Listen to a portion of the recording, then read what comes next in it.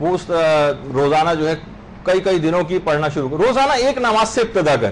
آج مثلا میں فجر کی قضا پڑھوں گی, اگلے دن ظہر کی قضا پڑھوں گی, اس کے بعد تیسرے دن عصر کی قضا پڑھوں گی, چوتھے دن مغرب, پانچویں دن عشاء, اور اس کے بعد فجر کی پھر دوبارہ چھٹے روز باری آئے گی. پھر آپ دیکھیں گے کہ یار یہ تو بہت کم ہے, اب مجھے بڑھانا چاہیے, پھر دو نمازیں شروع کر دیں. اس طرح سے آپ کو کرنا پڑے گا. تو یہ ہوگا کہ آپ نے اس راہ پر قدم آگے بڑھا دیا. اور پھر اگر کوئی ایسا ہوا زندگی نے وفا نہ کی اور پروردگار کو کچھ اور منظور ہوا اور ہم کسی وجہ سے دنیا سے ہم رخصت ہو گئے, تو پریشان ہونے اور گھبرانے کی کوئی بات نہیں. اب رحمت خدا آپ کی شامل حال ہو جائے گی, کیونکہ آپ نے اس راہ پر قدم آگے بڑھا دیا تھا. یہ ایک بہت اہم بات. تو اس کا خصوصیت کے ساتھ آپ کو خیال رکھنا پڑے گا. اسی طریقے سے شیخ عباس قمی کا بھی پچھلی دفعہ جیسے کہ میں کہا کہ انسان جب گناہوں سے اپنے آپ کو بچاتا ہے تو کتنی کرامتوں کا ظہور ہونے لگتا ہے. شیخ عباس قمی کے متعلق ملتا ہے کہ ایک دفعہ دوا پانی میں ملا کر پینی تھی, دوا ختم ہو گئی. زوجہ محترمہ آئیں, کہا کہ دوا تو ختم ہو گئی ہے, اس وقت ملنا بھی ممکن نہیں. انہوں نے کہا کہ میں نے اپنے ان انگلیوں سے نہ جانے کتنی ہزاروں احادیث معصومین لکھی, ان کے اندر خود ایک شفا یابی کی کیفیت پیدا ہو گئی. پانی کے اندر اپنی دونوں انگلیاں ہلائیں اور اس پانی کو پی لیا, اور اسی پانی سے ان کو شفا ہو گئی. یعنی بعض اوقات دیکھیں انسان نیکی کے اثرات اس دنیا کے اندر بھی ظاہر ہوتے ہیں. یعنی اپنی فقط ان 2 انگلیوں کو احادیث مبارکہ معصومین لکھ کر, اس سے لکھا تھا انہوں نے, اتنی شفا یابی اور برکت ان کے ذریعے کہ دوا نہیں بھی موجود رہی تو پانی میں انگلیوں کو ہلا کر پی لیا. اللہم صلی علی محمد وعلی محمد.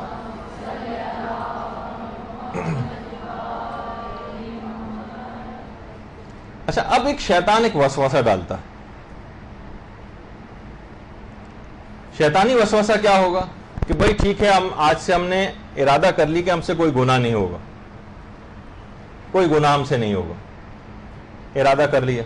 شیطان دماغ میں ڈالے گا کہ دیکھو تم نے اس سے پہلے بھی کتنی دفعہ کوششیں کر چکے ہو, لیکن پھر تم سے یہ چیز ہو گئی تھی, تو بار بار اللہ سے یہ ڈرامے بازی کرنے کی ضرورت نہیں ہے, ایسی توبہ کا کوئی فائدہ نہیں, اور آپ کو توبہ کرنے سے روک دے گا.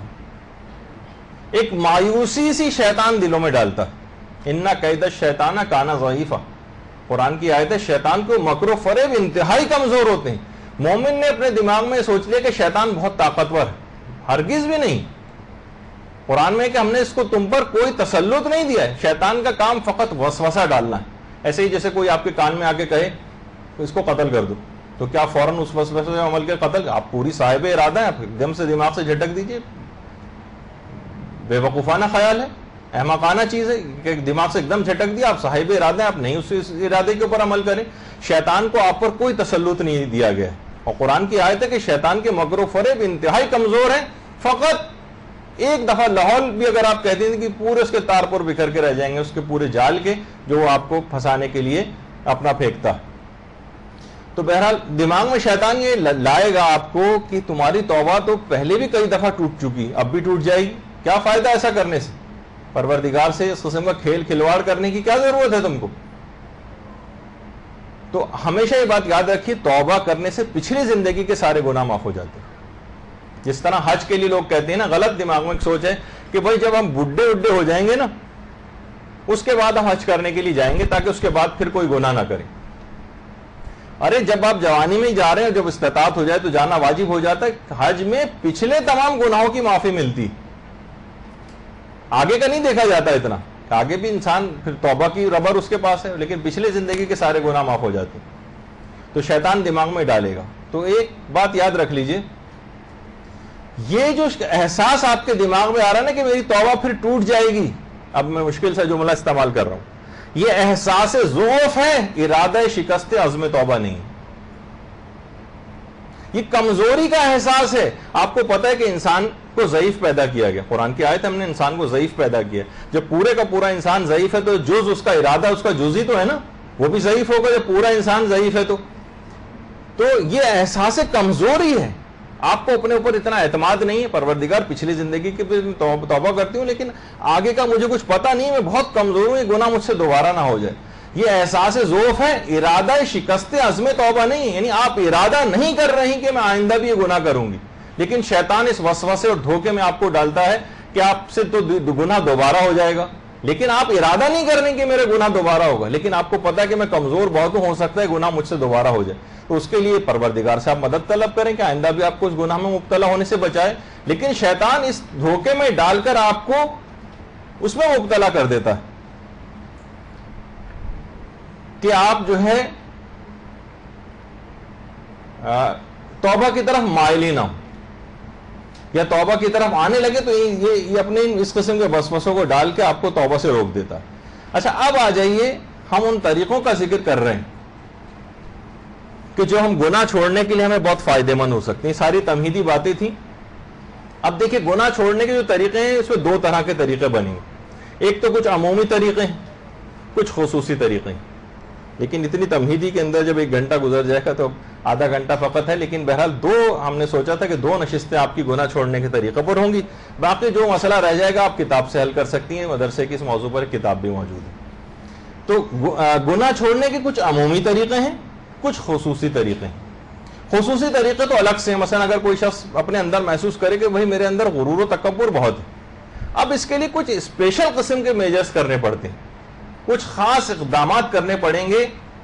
بعض اوقات اس طرح کی، جیسے ایک صحابی کو پیغمبر اسلام نے کہا تھا کہ اب تم معزز تھے بہت، کہا کہ دروازے پہ جاؤ اور کھجوریں بیچو۔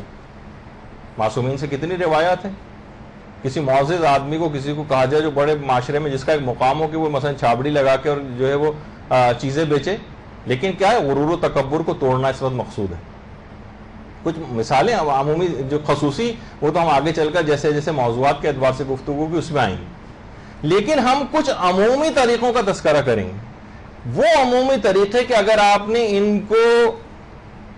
ان پر عمل کر لیا تو آپ کے اندر خود بخود یہ صلاحیت عمومی طور پر پیدا ہو جائے گی کہ آپ کو گناہوں کی طرف سے رغبت بہت کم ہو جائے گی۔ یعنی یہ ان طریقوں میں جو خود تمام ائمہ معصومین کے بتائے ہوئے ہیں، علماء کرام کے بتائے ہوئے طریقے ہیں، ان کو کرنے کے بعد عمومی صلاحیت گناہ متاثر ہو جائے گی آپ کی۔ یعنی آپ کا بعض اوقات دل نہیں چاہے گا، بعض اوقات آپ جس طریقے سے گناہ میں مبتلا ہونے جا رہی ہوں گی اور کنی کترا کے وہاں سے مثلا نکل جائیں گی، آپ کا رخ ایک دم سے تبدیل ہو جائے گا، آپ کا گناہ کرنے کو دل ہی نہیں چاہے گا مثلا۔ تو یہ وہ طریقے آپ کی خدمت میں اب جو ہے وہ بیان ہوں گے۔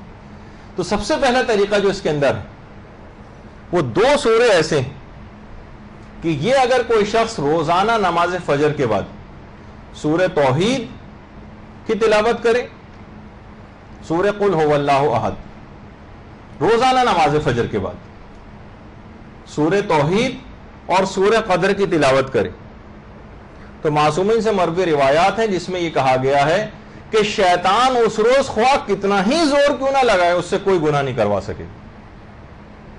روزانہ نماز فجر کے بعد اگر سورہ توحید اور سورہ قدر کی اس نیت سے تلاوت کی جائے، شیطان خواہ کتنا ہی زور کیوں نہ لگائے کوئی گناہ نہیں کروا سکے گا۔ ایک دفعہ کم سے کم، ویسے جتنی اور زیادہ بھی پڑھ سکیں اس میں کوئی حرج نہیں ہے، لیکن کم سے کم 1 دفعہ۔ تو یہ ایک سب سے پہلا اور آسان ترین طریقہ ہے۔ اچھا اب جتنے بھی طریقے بیان ہوں گے، ہم تو کافی سارے بیان کریں گے، ہو سکتا ہے کتاب میں تو خیر 40 سے زیادہ ہے، لیکن اب جو میں بتا رہا ہوں ہو سکتا ہے کہ یہ کتاب کے اندر یہ موجود نہ ہو تو آپ وہ الگ سے لکھتی جائیے۔ اچھا کچھ یہ تو ایک طریقہ ہوا۔ دوسرا طریقہ کچھ خاص طور پر اذکار پروردگار ایسے ہیں، کچھ ایسا پروردگار کا ذکر ہے، کچھ تو ہم ابھی جو لفظی ذکر ہیں ان کا تذکرہ کر رہے ہیں، کچھ معنوی ذکر بھی ہوتے ہیں جو کبھی اور آئیں گے۔ تو بہرحال پروردگار کا ذکر کرنے سے، اللہ بذکر اللہ تطمئن القلوب، کیونکہ دلوں کو اطمینان اسی سے ہوتا ہے۔ ہمیشہ گناہ کرنے سے دل میں خلجان اور کلفت رہتی، اور ذکر خدا اگر کوئی شخص کرتا ہے تو اس کے دل کو اطمینان ہوتا ہے، گناہوں سے ویسے اس کی توجہ ہٹ جائے گی، ہر وقت دماغ میں اگر ذکر خدا زبان کے اوپر اس کی جاری ہوگا۔ یہی وجہ ہے کہ ابھی جیسے محمد حسین طباطبائی کا تذکرہ ہوا، اکثر علماء کہتے تھے ہر وقت ان کی زبان متحرک رہتی تھی، کبھی ہم نے ان کے ہونٹوں کو بے حرکت نہیں دیکھا، ہر وقت ذکر خدا، ہر وقت ذکر خدا یہ کرتے رہتے، ہر وقت ذکر خدا کرتے رہتے، یہاں تک کہ لوگ حیران ہوتے تھے، کوئی وقفہ بھی ان کو نظر نہیں آتا تھا کہ جس وقت ان کے ہونٹ حرکت میں نہ ہوں اور کوئی ذکر خدا نہ کر رہے ہیں۔ اچھا ان اذکار کا دیکھیے ایک فائدہ ہے، ابھی آپ دیکھیں گے کہ بہت سارے ذکر ہو سکتا ہے آپ کو بتائے جائیں جیسے 1000 دفعہ کرنے، لوگ کہتے ہیں بھائی 1000 دفعہ تو ذرا زیادہ ہو جاتا ہے کہ یار دل سے خلوص سے انسان ایک دفعہ بھی کر لے. تو بعض اوقات دیکھیے جو عدد بتائے گئے نا 1000 دفعہ مثلا 10,000 دفعہ بہت ساری چیزیں کہا کہ اس کو پڑھو, یہ اصل میں بہت جو غیر مخلص اور نان سنسیئر قسم کے افراد ہوتے ہیں نا, یہ ان کو ہٹانے کے لیے بھی شاید ہوں, یہ میرا اپنا ایک دماغ کا ایک اندازہ ہے, کوئی قرآن و سنت کے حوالے سے بات نہیں کر رہا ہوں, اندازہ ہے کہ شاید اس کے اندر ایک پہلو یہ بھی ہو کہ بہت سارے غیر سنجیدہ قسم کے افراد بھی آ جاتے ہیں, بس وہ کہیں گے بٹن دبائیں ہمارا یہ والا مسئلہ حل ہو جانا چاہیے. یہ غیر سنجیدگی کی علامت, تو تاکہ وہ خود بخود چھٹ جائیں, اس ذکر کی طرف آئیں نہیں. مخلص افراد آئیں اور اس کو باقاعدہ سچے جذبے کے ساتھ, جیسے بہت سارے جب ہم جو کتاب بھی آپ لیجئے گا دنیا و آخرت کی 100 پریشانیوں کا حل مدرسے کی طرف سے, اس میں ہوتا ہے کہ فلاں سورے کو لکھ کر اور رکھا جائے. تو لوگ کہتے ہیں کہ اگر ہم قرآن سے فوٹو کاپی کروا لیں مثلا, لکھے نہیں, تو یہ بھی میں پھر یہی کہتا ہوں کہ آپ اس کا مطلب ہے سنسیئر نہیں, اپنے پرابلم کو سالو کرنے میں آپ مخلص نہیں. یعنی آپ ہر جگہ شارٹ کٹ لگانا, اس کا مطلب بہت زیادہ اس حاجت یہ دعا قبول ہو جائے اس کی آپ کو ضرورت نہیں. جو واقعی دل سے چاہ رہا ہوتا ہے کہ میری یہ چیز پوری ہو جائے, میری یہ حاجت پوری ہو جائے, وہ پوری کوشش کرے گا. کہا جائے سورہ بقرہ کو 100 دفعہ لکھنا ہے تو 100 دفعہ بھی لکھے گا, کیونکہ اس کو معلوم ہے مجھے یہ چیز پوری کروانی. تو بہرحال تو یہ جب اذکار جب آپ کو پڑھنے کو کہا جاتے ہیں نا, تو دیکھیے ہمارا جو دل ہے نا اس میں ہر سمت سے مختلف خیالات کا ہجوم رہتا ہے. ادھر سے خیال ادھر سے خیال, جیسے نماز اب پڑھ رہی ہوتی کتنے خیالات آتے ہیں, اللہ کے علاوہ میرا خیال ہے ہر چیز کا خیال ہوتا ہے دماغ میں. حضرت عمر کے متعلق مشہور ہے, وہ کہ خود کہا کرتے تھے کہ میں پورے لشکریوں کی تنخواہوں کا حساب دوران نماز کر لیتا ہوں. تو بعض اوقات یہ ہوتا ہے, اور خود امام ابو حنیفہ کا قول ہے کہ اگر کوئی چیز تم کو یاد نہیں آ رہی ہو تو نماز پڑھنا شروع کر دو, نماز کے دوران یاد آ جائے گی, وہ دماغ ادھر ادھر جاتا ہے مثلا. تو بہرحال خیالات کا جو ہجوم, ادھر ہزاروں قسم کے خیالات ہمارے دماغ پر آ رہے ہوتے ہیں. ذکر خدا کرنے سے اور ان اذکار کو پڑھنے سے ایک بہت فائدہ یہ ہوگا کہ آپ کو دماغ کو ایک کنسنٹریشن اور ایک ارتکاز حاصل ہو جاتا ہے. طالب علموں کے لیے دماغ کا ارتکاز بہت ضروری. جب پڑھنا آپ شروع کرتی ہیں نا, تو ادھر کا خیال ادھر کا خیال ادھر کا خیال ادھر کا خیال, پتہ چلا نگاہیں آپ کی صفحے پر ہیں, دماغ کہیں اور. یہ عدم ارتکاز جو یہ آپ کو پڑھنے نہیں دیتا صحیح طور پر, یہ آپ کو بات کو سمجھنے نہیں دیتا.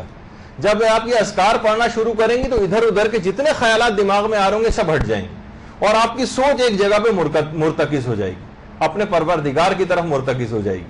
اور خود بخود اس کے بعد گناہ, کیونکہ جتنے بھی وسوسے ہیں یہ سب گناہ اور ان وسوسوں کا بڑا آپس میں تعلق ہے, یہ سب ایک طرف سے چھٹ جائیں گے, ایک طرف ہٹ جائیں گے, اور پروردگار کی طرف دماغ بالکل اس طریقے سے ریڈیو کی سوئی جب وہ مخصوص جگہ پہ آتی ہے نا, اس سے پہلے تھرک رہی ہوتی ہے, جب مخصوص جگہ پہ آتی ہے پھر ایک دم سے سگنل آنے لگتے ہیں. تو ایسا ارتکاز جب حاصل ہوتا ہے تو خدا کی طرف سے ایک لحاظ سے ایک روحانی سگنل آپ کو ریسیو ہونے لگیں گے.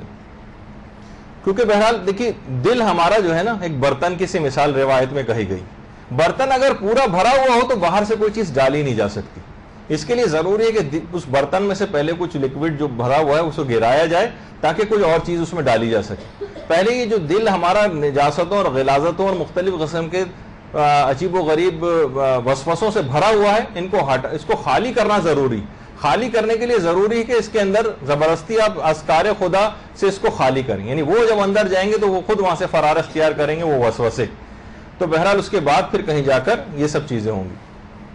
اچھا, اسی طریقے سے اب جو اذکار بتائے گئے, کیونکہ یہ میں نے کہا کہ اتنا فائدہ مند ہے کہ دلوں کو اطمینان اسی سے ملے گا, گناہوں کی کلفت اس سے دور ہوگی. اور اس جی نہیں ابھی کہاں بتایا میں نے, اب بتانا شروع کر رہا ہوں. وہ تو میں کہہ رہا ہوں کہ اذکار خدا کون سے پڑھنے آپ شروع ہو رہے ہیں. لا الہ الا اللہ, لا الہ الا اللہ, یہ اگر کوشش کر کے یا تو کم سے کم ایک تسبیح روزانہ,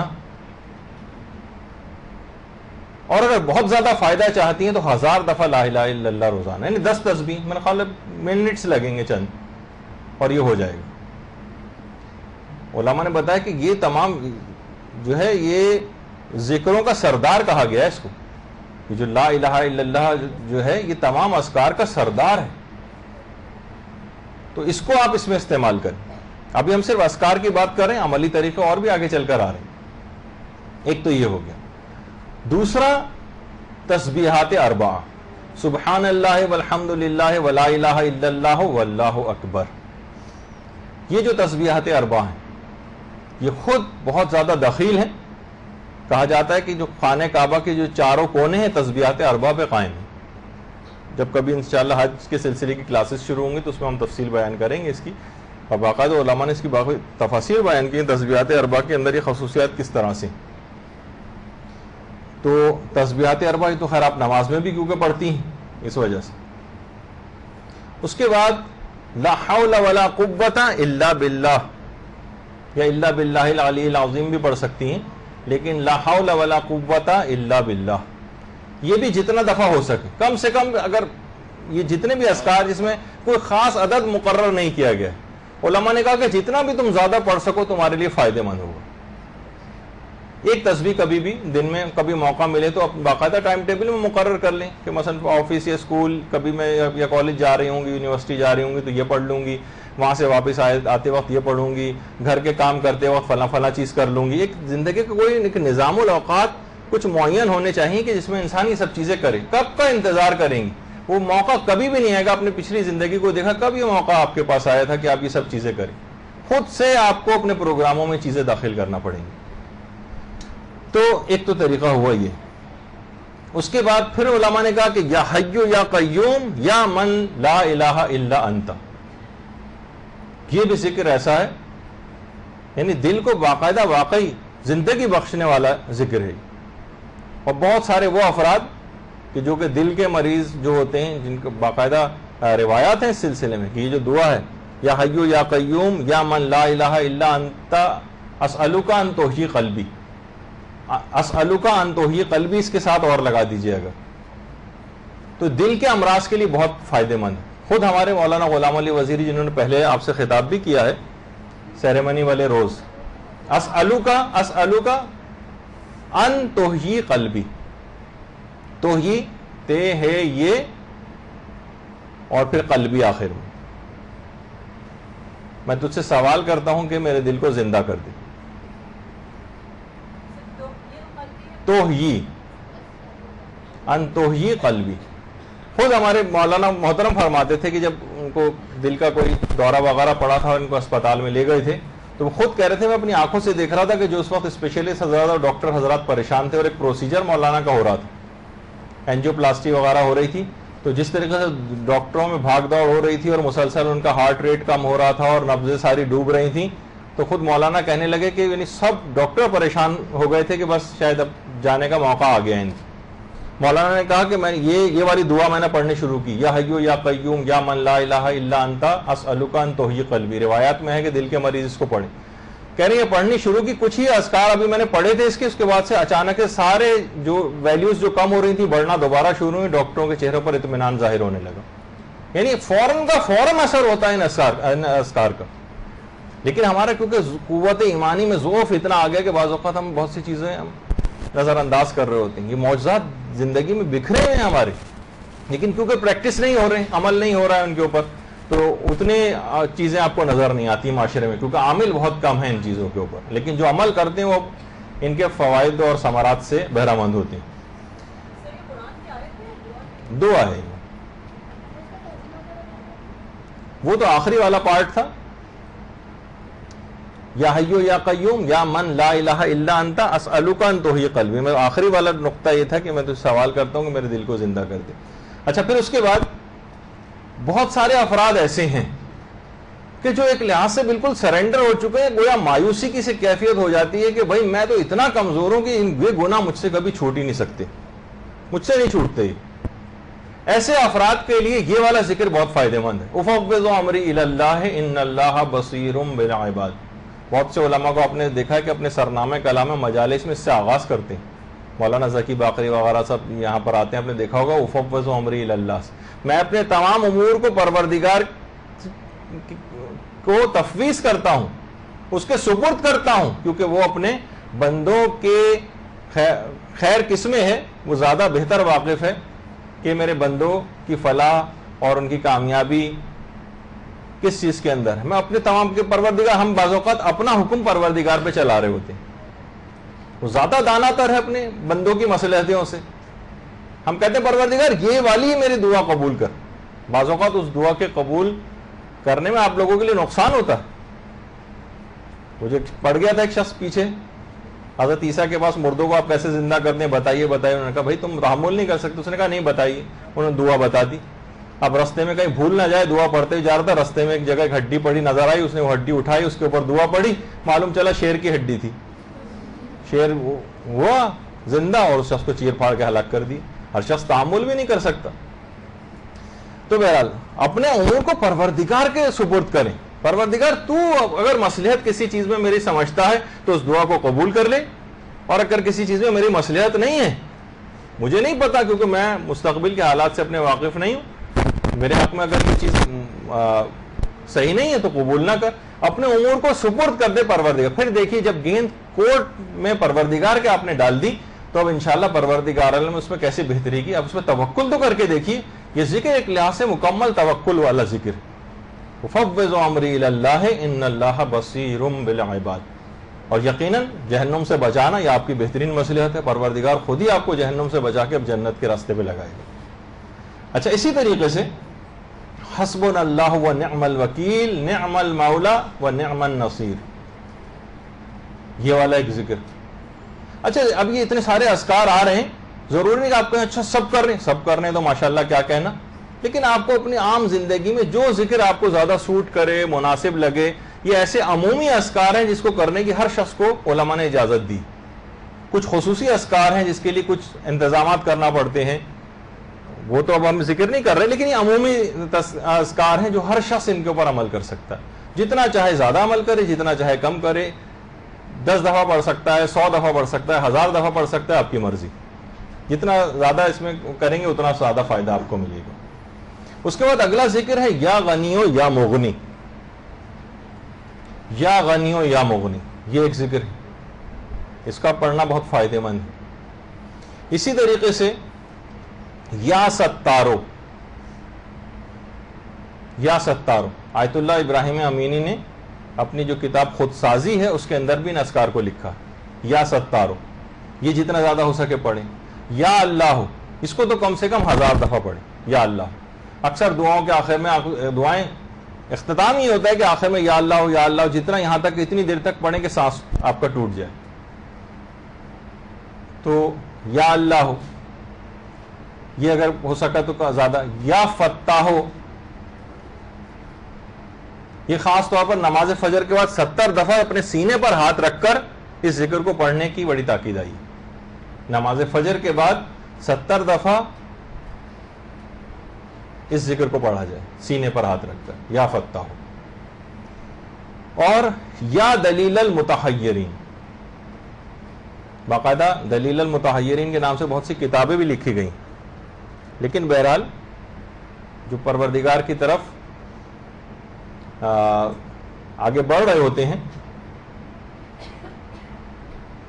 وہ حیران و سرگرداں بعض اوقات اگر کبھی ہوتے ہیں تو پروردگار ان کو اس حیرانی سے نکالتا ہے. یا دلیل المتحیرین, یہ بھی ایک ذکر ہے. اچھا, کوشش کریں کہ ویسے تو یہ ذکر کسی طرح سے بھی چلتے پھرتے, اٹھتے بیٹھتے, کھانا پکاتے وقت, گھر کے کام کرتے وقت کبھی بھی آپ پڑھ سکتی ہیں, کسی بھی وقت.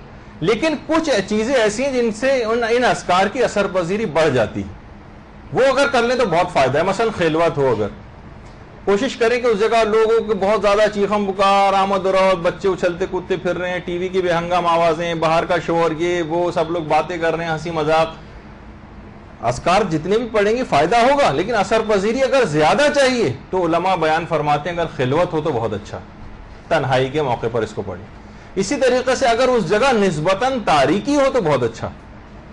لیکن یہ سارے بونس چیزیں میں آپ کو بتا رہا ہوں, اس سے اثر پذیری آپ بڑھائیں گی ان اذکار کی. لیکن اگر نہیں آپ کو اویلیبل یہ چیزیں, کوئی بات نہیں, ویسے ہی آپ شروع کر دیجیے. اسی طریقے سے نظافت جسمانی یا اس جگہ کی پاکیزگی آپ کو حاصل ہو کہ جہاں پر مثلا اگر ہو سکے کوشش کریں کہ آپ باوضو ہوں تو زیادہ فائدہ ہوگا. کپڑے آپ نے صاف ستھرے اور پاک و پاکیزہ پہنے ہوئے ہوں, جس جگہ آپ بیٹھی ہوں وہ پاک و پاکیزہ اور صاف ستھری ہو تو اس کی اثر پذیری اور زیادہ ہوگی. کوشش کریں کہ اگر اس جگہ پر کچھ خوشبو بھی, باقاعدہ آیت اللہ بہجت نے کچھ اعمال بتائے اور کہا کہ عود کی خوشبو سلگائی جائے اس جگہ پر. بیماروں کے سلسلے کچھ اعمال بتائے گئے, عود باقاعدہ خوشبو جو ہے وہ سلگائی جائے اس جگہ. ویسے کوئی سی بھی خوشبو, یعنی وہ جگہ جہاں آپ یہ اذکار پڑھ رہی ہیں اگر کسی طور پر اگر وہاں خوشبو اویلیبل ہو سکے تو بہت اچھا. اسی طریقے سے اگر آپ استقبال قبلہ کا خیال کر لیں، یعنی قبلہ رخ ہو جائیں اذکار کو پڑھتے ہوئے، تو اثر پذیری اور بڑھ جائے گی، آپ کو اور فائدہ ہوگا۔ اسی طریقے سے اگر آپ چار زانو بیٹھ کر پڑھیں، جس طریقے سے یوگی حضرات جس طرح بیٹھے ہوتے ہیں اس طرح پڑھیں، اور ہاتھوں کو اپنے رانوں پر رکھ لیں، تو اور زیادہ فائدہ ہوگا۔ اور کوشش یہ کریں کہ تعظیماً آواز کو زیادہ بلند نہ کریں اذکار کو پڑھتے وقت، کر بھی سکتی ہیں لیکن زیادہ تعظیم اس میں ہے کہ ان کو خاموشی کے ساتھ آپ پڑھیں، اور حضور قلب کے ساتھ ہو، دل کہیں اور ہو، دماغ کہیں اور ہو، بس ایسی سرسری طور پر اللہ اکبر لا الہ اس طرح پڑھتی ہوئی جائیں گی تو اتنی اثر پذیری نہیں ہے۔ ثواب ضرور ملے گا کیونکہ آپ نے ارادے کے ساتھ بیٹھی ہیں، لیکن بہرحال اگر حضور قلب ہو تو اور زیادہ اچھا۔ اور کوشش کریں کہ اگر ان اذکار کو پڑھتے وقت آنکھیں بند ہوں تو اثر پذیری اور بڑھ جاتی، آنکھوں کو بند کر کے اگر ان اذکار کو پڑھا جائے۔ اور نماز صبح کے بعد سورج نکلنے کے درمیان پڑھا جائے تو کیا ہی کہنا، سونے پہ سہاگا ہو جائے گا۔ یہ کچھ چیزیں ہیں علی الخصوص کہ جن کا آپ کو اگر خیال رکھ لیں تو بہت ہی اچھا ہے۔ اسی طریقے سے قرآن کا ایک سورہ ایسا ہے، اس کو بھی اگر روزانہ کی، اس میں ویسے دو سورہ تو ابتداً ذکر ہوئے، تو سورہ توحید اور سورہ قدر، لیکن سورہ منافقون اگر کوئی شخص پڑھے، روایت میں پیغمبر اسلام ختم مرتبہ صلی اللہ علیہ وآلہ وسلم فرماتے ہیں اللہم صلی علی محمد وعلی محمد، کہ اگر کوئی شخص روزانہ سورہ منافقون پڑھتا رہے تو ایک دن ایسا آئے گا کہ وہ نفاق سے بری ہو جائے گا۔ پڑھنا شروع کر دیجیے کہ ٹوٹل سورہ یہ ہے جو آپ کے سامنے ہے اس وقت، کوئی بہت بڑا سورہ نہیں ہے سورہ منافقون، ایک صفحے کا ہے بس، کوئی بھی مسئلہ نہیں، اور یقین کیجئے کہ آپ ایک مہینہ اس کو پڑھیں گے آپ کو زبانی یاد ہو جائے گا، بہت آسان سورہ، سورہ منافقون۔ تو روزانہ پڑھ، نفاق دیکھیے کس کو کہتے ہیں، نفاق کی دو قسمیں، ایک ہوتا ہے نفاق اعتقادی، یہ جو عام طور پر جو پیغمبر اسلام کے دور میں افراد ہوا کرتے تھے ان میں نفاق اعتقادی تھا، یعنی اپنے ایمان کو ظاہر کر رہے ہیں جبکہ اندر سے کافر ہیں۔ لیکن ایک مومن جو ہے وہ نفاق عملی کا شکار ہو سکتا ہے، نفاق اعتقادی تو نہیں ہوتا اس میں لیکن نفاق عملی ہوتا ہے، ہمارا علم ہمارے عمل سے مطابقت نہیں رکھتا ہے، اس کو نفاق عملی کہا جاتا ہے۔ علم ہمارا یہ ہے کہ یہ سب گناہ نہیں ہونے چاہیے پھر بھی گناہ ہوتے ہیں، ہمیں پتا ہے کہ فلاں فلاں نیکی کا ثواب اتنا ہے لیکن پھر بھی ہم سے وہ نیکیاں چھوٹ جاتی ہیں، یہ نفاق عملی ہے۔ پیغمبر فرماتے ہیں اگر روزانہ اس کو پڑھتا رہے تو جلد ہی موقع ایسا آئے گا کہ یہ شخص نفاق سے بری ہو جائے گا، علم یعنی دوسرے الفاظ میں کہا جائے اس کا عمل جو ہے اس کے علم کے مطابق ہو جائے گا، جو علم حاصل کرے گا اس کے اوپر عمل کرنے لگے گا، اور بس یہیں سے آپ کو کامیابی نصیب ہو جائے گی۔ تو سورہ منافقون۔ اسی طریقے سے علماء آیت الکرسی کو بھی ہم فیہا خالدون تک روزانہ پڑھنے میں گناہوں کو کے سلسلے میں اثر پذیری کا کافی زیادہ یقین رکھتے ہیں۔ روزانہ اگر آپ ہر نماز کے بعد خاص طور پر آیت الکرسی پڑھنا شروع کر دیں، روایت میں تو یہ چیز آئی ہے کہ سوائے صدیقین کے اس پہ مداومت کوئی نہیں کر سکتا، یعنی مداومت یعنی ہمیشہ کوئی ہر نماز کے بعد آیت الکرسی پڑھنا، یعنی بہت بڑے مقام کا حامل ہو جائے گا، وہ صدیقین کے مرتبے تک پہنچ جائے گا وہ، کہ اگر وہ روزانہ ہر نماز کے بعد آیت الکرسی پڑھتا رہے۔ اور یہ خود شیاطین سے، کیونکہ آپ کو پتہ ہے کہ آیت الکرسی شیاطین سے بچاتی، اور شیاطین ہی ہیں آپ کو جو گناہوں کی طرف وسوسہ دے کر مائل اور راغب کرتے ہیں۔ جب ہر نماز کے بعد آپ اس کو پڑھیں گے تو ایک لحاظ سے مکمل حفاظت ہو جائے گی۔ صبح سے آپ نے اقدام کیا سورہ توحید اور سورہ قدر پڑھ کر، اور رات جب آئی سونے سے پہلے اگر پڑھ لیں، سوتے وقت بھی سورہ یہ جو ہے آیت الکرسی پڑھنے کا بہت ثواب ہے، لیکن ہر نماز کے بعد الخصوص اگر اس کو پڑھیں تو بہت ہی زیادہ اچھا رہے گا۔ اچھا، اب ایک چیز اور بس، اگرچہ دیکھیے آج مجھے ارادہ یہ تھا کہ 15-20 کم سے کم آپ کو چیزیں بیان کر جاتا، لیکن کچھ ایسا وقت نکلتا چلا گیا۔ اب آ جائیے تیسرا نقطہ، مقامات لغزش سے دوری اختیار کرنا، ہر وہ جگہ جانے سے اپنے آپ کو بچانا کہ جہاں پر جانے کے نتیجے میں آپ گناہوں میں مبتلا ہو جائیں۔ مقامات لغزش سے دوری، یہ جو تصویر ہے ابھی اس کے سامنے میں آپ کو پیش کروں گا کہ اس کا میری گفتگو سے کیا ربط ہے، بس یہ آخری ہی پوائنٹ ہوگا، اس کے بعد آج کی گفتگو اختتام پذیر ہو جائے گی، اور انشاءاللہ جو اگلی گفتگو ہوگی ہم اس میں تیز رفتاری کے ساتھ وہ طریقے بیان کریں گے۔ باقی کتاب سے لے کر آپ حل کر سکتی ہیں، نیچے سے جا کر لے لیجئے گا کتاب۔ دیکھیے ہر اس جگہ پر جانے سے آپ اجتناب کریں جہاں جانے سے آپ کو معلوم ہے کہ میں گناہ میں مبتلا ہو جاؤں گی. دیکھیے ایک شعر ہے جو کہ ہمارے ایک صدر گزرے ہیں غلام اسحاق خان، انہوں نے بھی اپنے تقریر میں ایک دفعہ پڑھا تھا، ٹی وی پہ ایک دفعہ ان کی تقریر آئی تھی، مگس کو باغ میں جانے نہ دیجو کہ ناحق خون پروانے کا ہوگا. یہ باقاعدہ پورا ایک طریقہ ہے گناہ چھوڑنے کا. اس کے اندر مگس، شہد کی مکھی، شہد کی مکھی کو باغ میں نہیں جانے دو. مگس کو باغ میں جانے نہ دیجو کہ ناحق خون پروانے کا ہوگا. شہد کی مکھی کو باغ میں نہیں جانے دو، کیونکہ اگر شہد کی مکھی باغ میں چلی گئی تو پروانے سب مر جائیں گے. بھائی اس کا کیا تعلق ہے؟ کیونکہ دیکھیے جب شہد کی مکھی باغ میں جائے گی تو پھولوں میں بیٹھے گی، پھولوں میں بیٹھے گی تو اس کا رس چوسے گی، رس چوسے گی تو اس سے شہد بنے گا، شہد بنے گا تو اس سے موم بنے گی، موم سے موم بتی بنے گی، موم بتی جب جلائی جائے گی تو سارے پروانے آئیں گے، جل کے مر جائیں گے. پروانوں کو جلنے سے بچانا تو شہد کی مکھی کو باغ میں نہیں جانے دیجیے. یعنی پہلے مرحلے پر ہی گناہ کو روک دو. دیکھیے بہت سے عارفانہ شاعری ہوتی ہے، ہم بعض اوقات اس کو کسی دوسرے پیرا میں پڑھ رہے ہوتے ہیں. یعنی پہلے مرحلے میں گناہ کو، ایسا نہیں کہ مثلا گناہ پلتا جائے پلتا جائے پلتا جائے پنپتا جائے، معاشرے کے اندر اپنی جڑیں جو ہے مضبوط کر لے، اور اس کے بعد پھر ہم جب بیدار ہوں اس وقت وہ تناور درخت بن چکا ہے، اب اس کی ٹوپلیں اور اس کے سے پتے جھاڑنے کا کوئی فائدہ نہیں ہوگا، اب تناور درخت بن گیا. بہت سارے گناہوں کو بہت تو نپ ان دا بڈ جس کو کہا جاتا ہے نا، انگریزی کا جو محاورہ ہے، بالکل ابتدان ہی گربہ کشتن روز اول، جو فارسی کا بھی، پہلے دن ہی جناب بلی کو اگر مار کے بھگا دیا جائے تو وہ پھر وہ آنا بند ہو جاتی، لیکن ایک دفعہ سے چیچڑے کھانے کی اور عادت ہو جائے اس جگہ پہ آ کے تو بہت مشکل ہے اس کو اس سے پیچھا چھوڑانا. تو بہت ابتدائی مرحلے میں دیکھیے بہت ساری مخلوط اجتماعات ایسے جس میں ہمیں جانا پڑ جاتا ہے. بہت ساری چیزیں ایسی ہیں جیسے کہ خود گھر میں ہمارے جیسے ٹی وی ہے، اس کو کوئی معمولی چیز نہ سمجھیں. آپ کہیں گے کہ اچھا یہ ہمیں شاید کوئی پرانے کسی دور کے اندر جو پہاڑوں کا اور جو پرانا پتھروں کا دور ہے اس میں واپس لے جانا چاہتے ہیں، یہ سب چیزیں تو گھروں میں ہیں. ہاں بالکل گھر میں ہوں، لیکن ان کے جائز استعمال کے ساتھ. اگر اس کا استعمال حرام ہو رہا ہے گھر میں، اس پہ خوب گانے سنے جا رہے ہیں، اس پہ حرام فلمیں دیکھی جا رہی ہیں، اس پہ اخلاق خراب کر دینے والے پروگرام دیکھے جا رہے ہیں، چاہے اس اعتبار سے نہ ہو، اب تو مکالموں کے اندر فحاشی اور بغیرتی جو ہے وہ بڑھتی چلی جا رہی ہے. آپ کو پتہ نہیں کہ بچوں کے دماغ پر کتنے ان چیزوں کے اثرات ہوتے ہیں. ساری زندگی، بعض اوقات آیت اللہ شہید مرتضیٰ مطہری نے لکھا ہے کہ بچہ اگر کوئی نامناسب ایسا سین ٹی وی کے اوپر دیکھ لیتا ہے تو بعض اوقات پوری زندگی کا تقوی و پرہیزگاری بھی اس کو اس چیز میں گرنے سے نہیں بچا سکتا. بعض اوقات کہ اتنا زیادہ وہ اس کے دماغ پر بہت سی چیزیں نقش ہو جاتی.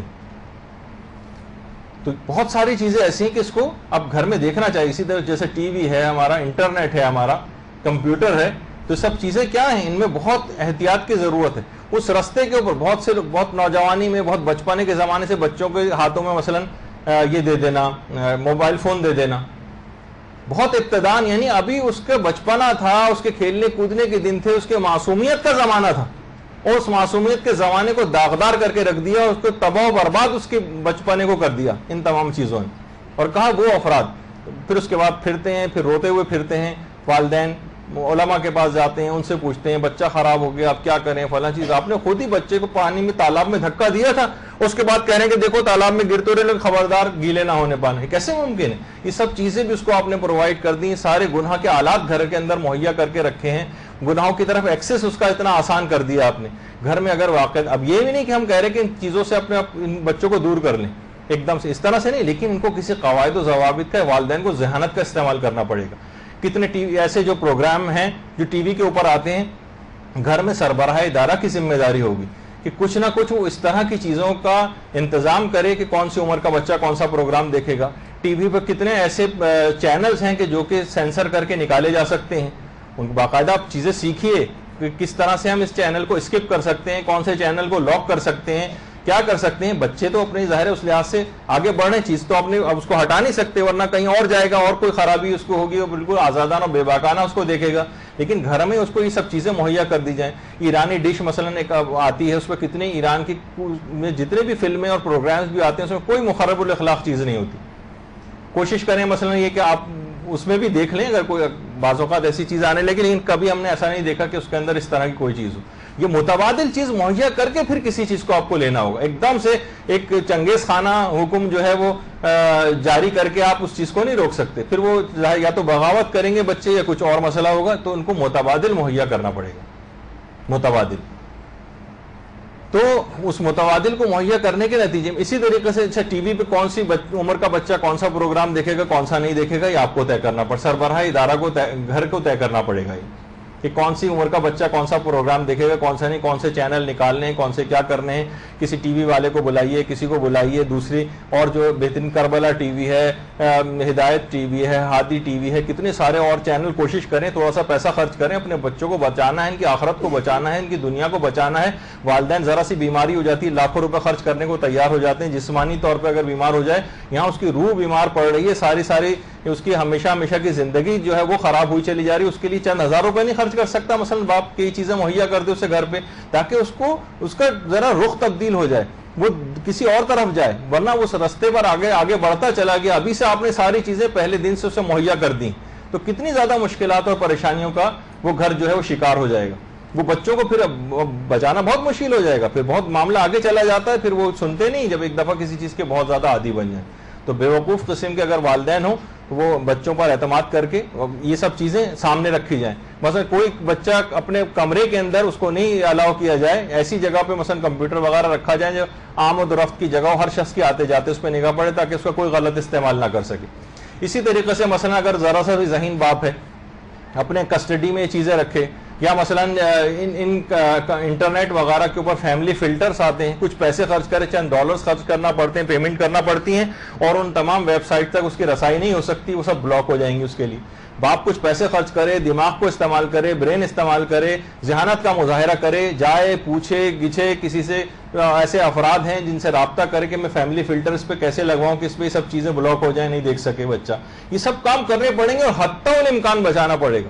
تربیت اولاد کے اندر واضح طور پر ایک بات آتی ہے کہ یہ ہے نا, قو انفسکم و اہلیکم نارا, قرآن کی آیت کے اپنی اولاد کو اور اپنے گھر والوں کو, مثلا خود کو اور گھر والوں کو دہکتی ہوئی آگ سے بچاؤ. تو آگ سے کیسے بچایا جاتا ہے؟ مثلا اگر بچہ ناسمجھ بچہ 2 سال کا آگ کی طرف جا رہا ہے اور ہمیں معلوم ہے کہ اس کے اندر جل کے مر جائے گا, تو ہم صرف یہ آرام سے کہیں گے دیکھو بیٹا مت جاؤ آگ کی طرف, اور وہ پھر بھی چلتا ہو جا رہا ہے, پھر بھی وہ صرف ہلکے پھلکے طریقے سے کہیں نہیں, آپ اٹھیں گی, بھاگتی ہوئی جائیں گی, چیخیں گی, چلائیں گی, لوگوں کو مدد کے لیے بلائیں گی. یہ سب چیزیں آپ کو کرنا پڑیں گی, پھر کہیں جا کے آپ اس بچے کو اس آگ سے بچا سکیں گے. تو یہ بھی جہنم کی ایک آگ ہے دہکتی ہوئی, جو ان تمام ان چیزوں ان کی برزخی شکل بنے گی. ٹی وی پہ جو مناظر دیکھیں اس کی ایک برزخی شکل ہوگی, انٹرنیٹ پہ جو مناظر دیکھ رہا ہے اس کی ایک برزخی شکل ہوگی, اس کو نتائج بھگتنے پڑیں گے آگے چل کر. یہ بچہ ابھی سے خراب ہو رہا ہے, اس کی معصومیت تباہ و برباد ہوئی چلی جا رہی ہے. تو ان چیزوں کو والدین کو فقط یہ نہیں کہ بیٹا مت کرو, مت بیٹھو, اٹھ جاؤ, بہت دیر ہو گئی فلاں, اس سے کام نہیں چلے گا. اقدامات کریں, آگے بڑھیں, کس طرح سے مشورہ کریں, علماء کے پاس جائیں, کچھ اور افراد سے مشورہ کریں, میں اس کو کیسے اس چیز سے چھڑاؤں, کون سی ایسی متبادل چیزیں مہیا کروں جس سے بچہ جو ہے وہ کسی بھی اس کا بھی شکار نہ ہو احساس کمتری کا کہ سب بچوں کے پاس ہے اس کے پاس نہیں ہے, لیکن کسی ضابطے کے تحت تو لے کر آئیے اس کو. یہ ایک بہت اہم ترین مسئلہ ہے. دیکھیے ایک زمانہ تھا, یہ دیکھیے کہ جیسے ابھی ہم گفتگو کر رہے تھے کہ مگس کو باغ میں جانے نہ دیجو کہ نہا خون پروانے کا ہوگا, کہ شہد کی مکھی کو باغ میں نہیں جانے دینا, کیونکہ پہلے مرحلے پر ہی اس کو روک دیں گناہ کو. ورنہ یہ جب معاملہ بچہ اس کا اتنا عادی ہو گیا, لاکھ آپ اسے منع کریں وہ مانے کا نہیں. بچہ اس کا اتنا عادی ہو گیا کمپیوٹر وغیرہ کا, لاکھ منع کر نہیں, اسے کسی جب چیز دلائیں اس سے باقاعدہ ایگریمنٹ کریں, بٹھا کے سنجیدہ گفتگو کریں بچے سے. بعض اوقات یہ بھی ہمارے یہاں ہوتا ہے کہ باپ اور والدین نا سنجیدہ گفتگو نہیں کرتے, ہنسی مذاق میں بات ہو رہی ہے, سرسری طور پہ بات ہو رہی ہے, یا خود والدین کا اپنا کیریکٹر بھی اتنا ماشاءاللہ اتنا اچھا نہیں رہا ہے کہ وہ بچہ ہی ان کے اوپر بلکہ اعتراض کر دے گا کہ اس لیے تو سب آپ خود کر رہے ہوتے ہیں, روزانہ ہر طرح کے چینل ٹی وی کے اوپر خود ہی آپ بیٹھ کے بدل رہے ہیں اور دیکھ رہے ہیں, تو آپ کی اثر پذیری بھی نہیں ہوتی. دیکھیے جب ایک زمانہ تھا بہت عرصے پہلے, جب قیام پاکستان کا ابتدائی دور تھا, تو اس وقت 2 اسلامی فلمیں آئی تھیں اور کراچی میں بھی دکھائی گئی تھی. ان کا بڑا ایڈورٹائز ہوا تھا, کیا گیا تھا, ان کا ایڈورٹیزمنٹس وغیرہ آئے تھے کہ جناب دیکھیں اسلامی فلمیں ہیں اور اس کو دیکھنے کے لیے. تو علماء سے فتاوے پوچھے گئے کہ کیا ہم اسلامی فلمیں, ایک اللہ اکبر ایک فلم بنی تھی, سبحان اللہ بنی تھی, اللہ اکبر اور سبحان اللہ, جس میں صرف حج اور کعبہ اور اس طرح کی چیزیں، اس پہ ایک فلم پوری بنائی تھی. تو علماء نے اسے پوچھا کہ بتائیے کہ ہم کیا ان فلموں کو دیکھنے جا سکتے ہیں سینما؟ تو وہاں سے بڑا حکیمانہ جواب آیا علماء کی طرف سے. کہا کہ وہ افراد کے جو حرام فلمیں دیکھنے کے لیے سینما جاتے ہی رہتے ہیں وہ ان فلموں کو دیکھنے ضرور جائیں، اور وہ افراد جو کبھی سینما نہیں گئے وہ ان فلموں کو دیکھنے بھی نہ جائیں. دیکھیے وہ فرد جو ہمیشہ حرام فلمیں دیکھنے جاتا ہی ہے، چلیں یہ تو جاتا ہی ہے اور آئندہ بھی جائے گا، تو ہو سکتا ہے کہ جب یہ جائے دیکھے کعبے پر نگاہ پڑے اس کے دل کے اوپر کوئی اثر پذیری ہو سکتا ہے کہ آئندہ کے لیے تائب ہو جائے. تو خانہ کعبہ کتنے ایسے فاسق و فاجر افراد ہوتے ہیں، حج پہ جاتے ہیں پہلی دفعہ خانہ کعبہ پہ نگاہ پڑتے ہیں بالکل منقلب ہو کے واپس آتے ہیں وہاں سے، اس کے لیے امکان ہے. لیکن وہ افراد کے جو کبھی سینما نہیں گئے ان کے لیے وہ اس فلم کو دیکھنے بھی نہ جائیں، کیونکہ بعض اوقات شیطان چارہ ڈالتا ہے. دیکھیے جب وہ انسان جب کبھی سینما نہیں گیا اب یہ جائے گا دیکھنے کے لیے وہاں پر، تو وہاں کا ایئر کنڈیشن ماحول دیکھے گا اور تاریکی اور بڑے بڑے اتنی بڑی اسکرین، اس کو دیکھنے کا اس کو ایک الگ چسکا لگے گا. پھر یہ حرام فلمیں بھی دیکھنے نہ چلا جائے اس ایک فلم کو دیکھنے. تو شیطان بعض اوقات چارہ ڈال کے آگے لے کر آتا ہے اس طرف آؤ، تو نہیں اس کو پہلے مرحلے پر ہی روک دو. تم کیونکہ کبھی دیکھنے نہیں گئے تو اس کو بھی دیکھنے مت جاؤ وہاں پر اس برائی کی جگہ پہ. ہو سکتا ہے کہ تمہارا دل بار بار چاہنے لگے جانے کے لیے، لیکن جو جاتا ہی رہتا ہے یہ آئندہ بھی جائے گا، تو اس کے لیے امکان پھر بھی ہے کہ یہ راہ راست پر واپس آ جائے. تو بہت ساری دیکھیے چیزیں ایسی ہیں، کتنی پکنک پارٹیز ایسی ہوتی ہیں، کتنی تقاریب ہمارے گھروں میں ایسی ہوتی ہیں کہ جو کہ حرام کام کا پیش خیمہ بن جاتی. وہ ہوتی بڑی حدیث قصہ سے بعض اوقات ابتدا ہوتی ایسے پروگراموں کی، تلاوت قرآن سے بعض اوقات ابتدا ہوتی. ٹی وی کے جتنے بھی وہ پروگرام آتے ہیں جس کے اندر مثلا ایوارڈز کی تقریب اور فلاں، اس میں قاری صاحب آتے ہیں اور پہلے جو ہے وہ مثلا اس میں آ کر گفتگو یعنی تلاوت قرآن کرنے لگتے ہیں آ کر، اور اس کے بعد وہ بس وہاں کی حد تک تلاوت ہوتی ہے. اس کے بعد جو فسق و فجور اور گانوں اور اس کا سب تمام کا سلسلہ شروع ہوتا ہے وہاں پر، تو ہر قسم کا غیر اسلامی کام وہاں پر ہم کو نظر آتا ہے. تو ابتداً پہلے مرحلے پر ہی اس چیز کو روک دینا ضروری ہے گناہ کو، کیونکہ ایک دفعہ بھی یہ چیز آگے آئی تو پھر یہ بات یاد رکھ لیجئے. جب بھی کہا جاتا ہے بہت سی اس کے اندر بھی آیا کہ بازاروں میں انسان آمد و رفت اپنی کم کرے. بہت سے پرانے فقہاء نے تو اپنی کتابوں میں لکھا بھی ہے کہ بازاروں میں سب سے آخر میں جانا اور سب سے پہلے باہر آنا مستحب، کیونکہ بازار وہ جگہ ہے روایتوں میں آیا کہ جہاں شیطان صبح سے ہی اپنی کرسی کو گاڑ دیتا ہے، اپنے جھنڈے کو لگا دیتا ہے اور وہاں پر آ کر براجمان ہو کر بیٹھ جاتا ہے. اور اس کے بعد پھر بازاروں کے اندر کتنا جھوٹ بولا جاتا ہے، کتنا دھوکہ دیا جاتا ہے، کتنا فراڈ ہوتا ہے وہاں پر، کتنی فسق و فجور والی بازاروں کے اندر چیزیں ہوتی ہیں. تو کہا گیا کہ تم کم سے کم ان جگہوں کے اوپر جاؤ کہ جہاں پر تمہیں کسی حرام کام میں مبتلا ہونا پڑے.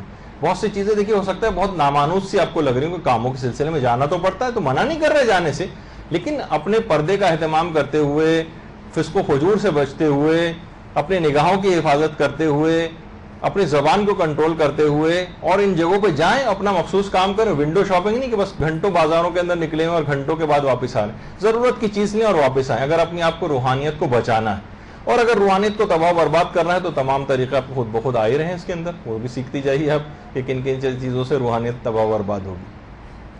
تو بہرحال آج بہت ساری چیزیں اور بھی بیان کرنا تھی، لیکن 10 منٹ کا وقت اوپر ہو گیا کیونکہ 10 منٹ لیٹ شروع ہوا تھا. اور اس کے بعد اخلاقیاتی کے موضوع پر دوسرا موضوع برادر وسیم امام صاحب آ کر لیں گے آپ کا، وہ بھی بہت اہم ہے، وہ ضرور سنیے گا اور ان سب چیزوں کے پوائنٹس وغیرہ نوٹ کریں. البتہ آج کی گفتگو میں جو چیزیں رہ گئی ہیں عملی اقدامات کے حوالے سے، انشاءاللہ اگلی دفعہ اتنی تمہیدی چیزوں میں نہیں جاؤں گا اور براہ راست ہم اپنی گفتگو شروع کر دیں گے ان طریقوں پہ. تو ہو سکتا ہے کہ اگلی دفعہ موضوع یہ مکمل بھی ہو جائے. وصلی اللہ علی محمد وآلہ الطیبین الطاہرین.